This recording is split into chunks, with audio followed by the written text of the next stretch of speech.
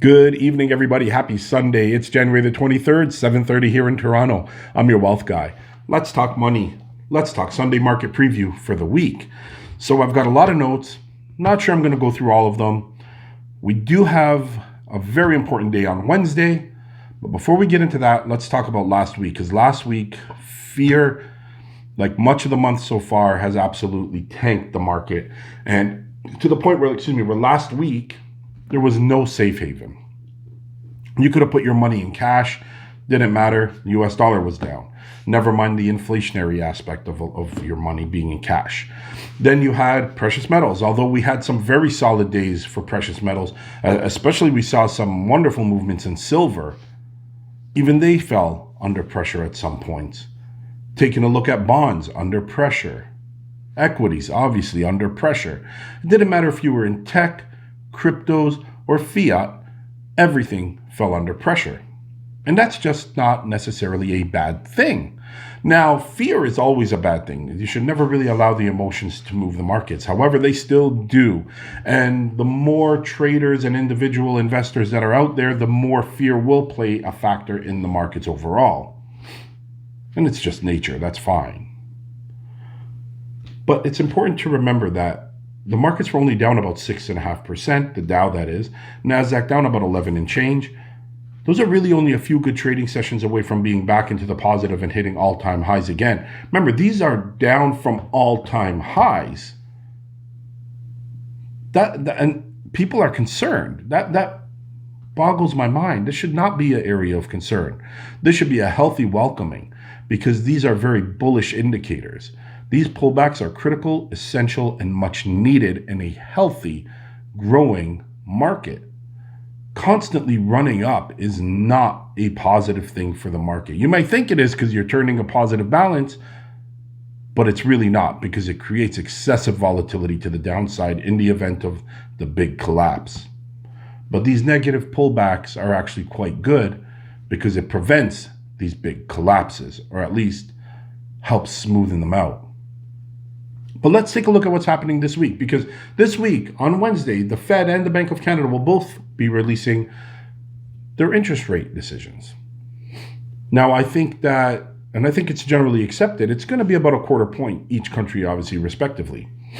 Now, what does that really mean, and what is that really going to do for the market? Now, as far as the markets are concerned, I think the markets are actually going to go up after the interest rate decision. And the truth of the matter is, I think the vast majority of the market has already digested the news and accepted that we are going to see interest rate increases. I'm not going to call them hikes because it's only about a quarter point. But one major element I think that's really going to help impact the market and move it to the upside is the fact that everybody knows it's not really going to do anything for inflation. It's not. And I think even the Fed knows it's not. And I think what's happened is the Fed is going to come to that realization, if they haven't already, roughly 6 months in, after maybe the second interest rate increase. And they're going to realize that what they're doing is not going to curb inflation whatsoever. So instead of focusing on inflation, I think the Fed is actually going to make a transition and focus on a cratering economy, at which point everything they talk about, so trimming balance sheets, winding up bond purchases, all that shit is going to go way out the window. And if you ask me, you've known me for a long time now, I have always said it's bullshit anyways and is out the window from the beginning anyhow. I think that's all just been chin wagging. And I firmly believe that. I don't believe there's going to be any trimming of the balance sheet. First of all, who's going to buy that debt? That's bullshit. Second, there's going to be zero winding up of bond purchases. And I think that's really going to happen. And it's going to become far more evident when we start to see the impacts of the economy and the transition from focusing on inflation to the economy. Speaking of which, we do have jobless claims coming, and jobless claims have been an absolute disaster. An absolute frightening disaster. Not only are we seeing a drop in continuing, or an increase in continuing unemployment, the increase in initial jobless claims was frightening on the last reporting. So let's see what happens this time, because if it's just as bad, that just gives me further confirmation that the economy is continuing to crater, and the Fed will eventually transition from focusing on inflation to focusing on the economy. Now, this week, we're going to see a little bit of a decrease in volatility. So probably not going to see as much downside as we did last week. And for a couple of reasons. Number one, there's going to be a couple people starting to buy back in at these levels because, let's face it, it has been over a 5% correction for both markets. Again, 10%, over 10% for NASDAQ. But I think a lot of people, as I've mentioned, are anticipating that increase in market growth next following the Fed's decision on Wednesday. The second reason is it is a huge week for earnings reporting. Now, earnings this week have some of the largest players in the market. So I think that's going to increase the volatility, but it's going to be very stock specific rather than entire market spread or market wide specific. So let's focus on that one for a little bit. Let's focus on earnings. Earnings this week for day traders will be a great opportunity for you to get in, whether you're to the upside or to the downside, something to watch for. Look what happened with Netflix last week. A great opportunity to the downside for those of you who are downside traders. If we take a look at everything else, let's have a look at cryptocurrencies. I really don't want to get this video going too much longer here. I've been telling you since mid-November, watch for these market pullbacks. It's going to continue to pull back. I've had no faith in this market for at least the high 40s. I've been saying that the market doesn't have any strength, although we're seeing channels. They keep breaching the lower end of the channel and they continue to go down. There's a lot of people saying 35,000 is the support for crypto, for Bitcoin, I should say. I'm not quite convinced yet. I wouldn't be surprised if it does breach that 50K. And if it does, my number is 28K. Now, I am not suggesting you don't purchase anything at this level. Obviously, this is all independent and you do what's best for you. For my personal portfolio, I'm not ready to invest any new money into crypto. However, I am preparing with money on the side just in case we are actually at that bottom. It would be nice to see. I would like to benefit from some of that upside swing again. I am a long-term holder of cryptos.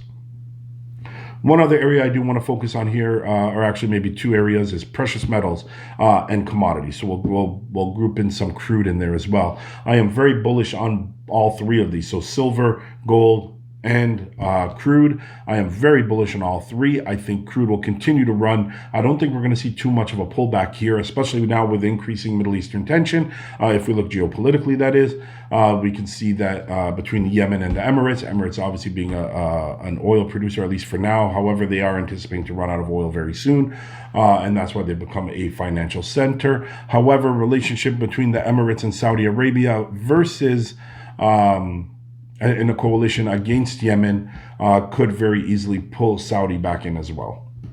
But overall, I think without that increasing tension, we're still going to see crude to the upside. This is just another spark or facilitator to move it even higher.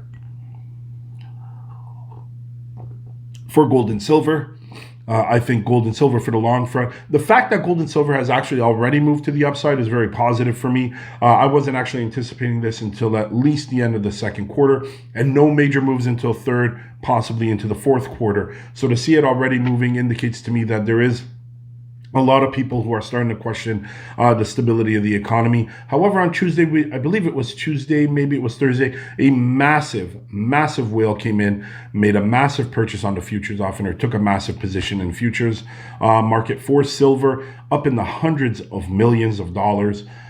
Single whale, it's believed. So it's either a significant manipulation of the market or an actual whale has come in. People have thrown around names like Elon. However, for me, I would imagine that someone like Elon, although hedging in this case, would probably want the physical.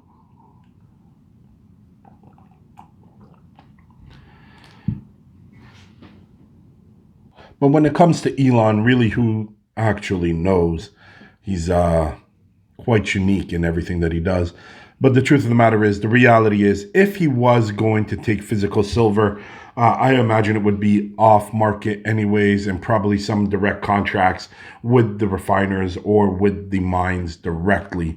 Why jump through hoops trying to get it in the market and possibly manipulate the market like we've seen this past week where silver shot up over $1 in a day. But that's pretty much it. Other than those geopolitical issues, the other potential black swan is obviously Russia. Russia and NATO starting to create additional tensions over there in the Baltic, and with the issues with Ukraine. So let's see what continues to build up there. I haven't quite called it a black swan yet. However, it very well could become that black swan. I think right now it's just a matter of everybody playing chess, just positioning pieces, and who knows what's going to happen. This has actually been something that's happened quite a number of times over the last few years. I'm going to say that's probably it for today. This video is already long enough. We're pushing over 10 minutes. And as you can tell, I'm not totally healed, but I'm getting there. So everybody, have yourself a wonderful week. Watch the markets, and we'll have a chat after Wednesday. Hopefully the markets bounce like I'm hoping they do. All right, everybody. Have a wonderful night. I will see you at the opening bell.